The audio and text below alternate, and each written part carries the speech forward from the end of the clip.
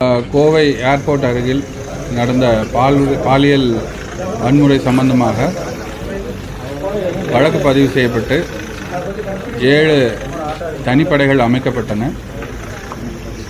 7 தனிப்படைகளும் பல்வேறு விதமான evidence, scientific evidence collect பண்ணி அதில் சில சஸ்பெக்ட்ஸை நேரோவின் பண்ணாங்க. அப்படி நேரோவின் பண்ண சஸ்பெக்ட்ஸ் வந்து துடியலூர் அருகில் உள்ள வெள்ளக்கிணறு என்ற ஏரியாவில் பதுங்கி இருக்கிறதா ஒரு ஐஓக்கு தகவல் வந்து ஐஓ அங்கே போய் அவங்கள செக்யூர் பண்ணும்போது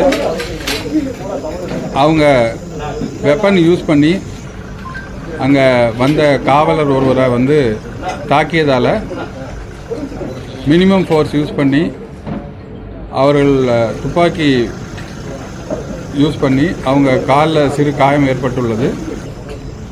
ஸோ இது சம்பந்தமாக 3 அக்யூஸ்டு அரெஸ்ட் செய்யப்பட்டுள்ளார்கள். அவங்க விவரம் வந்து Sathish alias Karuppusamy, Guna alias Thavasi, Karthi alias Kaleeswaran. இதில் சதீஷ் அண்ட் கார்த்தி அலைஸ் காளீஸ்வரன் 2 பேருமே சிவகங்கை மாவட்டத்தை சேர்ந்தவர்கள். இங்கே ஒரு 15 வருஷமாக இருக்காங்க. தவசி அலைஸ் குணா வந்து மதுரை கருப்பாயூரணி சார்ந்தவர். இங்கேயும் ஒரு 10-15 இயர்ஸ் மேலே இங்கே இருக்காங்க. இந்த குற்றவாளிகளுக்கு, குற்றம் சாட்டப்பட்டவர்களுக்கு 4-5 கேஸ் வந்து பல்வேறு காவல் நிலையங்களில் இருக்குது. கிணத்துக்கடவில் ஒரு மர்டர் கேஸ் இருக்குது. கேஜி சாவடியில் ஒரு ஹட்டு கேஸ் இருக்குது.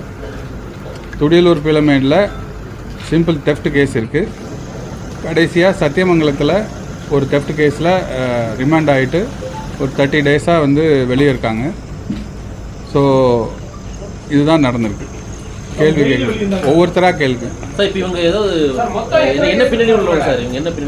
குற்றம் இருக்குன்னு சொன்னேன் இல்லையா, ஒரு மர்டர் கேஸ் இருக்குது. 457-380, அதாவது வந்து கண்ணக்களவு பை நைட்டு, அது மாதிரி 380 வெஹிக்கிள் தெஃப்ட், அந்த மாதிரி கேசஸ் இவங்களுக்கு இருக்குது. அவங்களோட ஒர்க் பிளேஸான அவங்க வீடு இருக்கிற ஏரியாவான இருகூரில் வந்து மது அருந்திவிட்டு அங்கே மது பாட்டில் வாங்கிட்டு இந்த சம்பவ இடத்துக்கு வந்து சம்பவ இடத்துல வந்து இந்த நம்ம கம்ப்ளைண்ட் இருக்கும்போது அந்த இடத்துக்கு வந்து அவங்கள மிரட்டி அந்த முதல்ல கல்லால் கண்ணாடியை உடைச்சி அதுக்கப்புறம் அருவாள் போன்ற ஆயுதத்தால் அந்த கம்ப்ளைண்ட்டை வந்து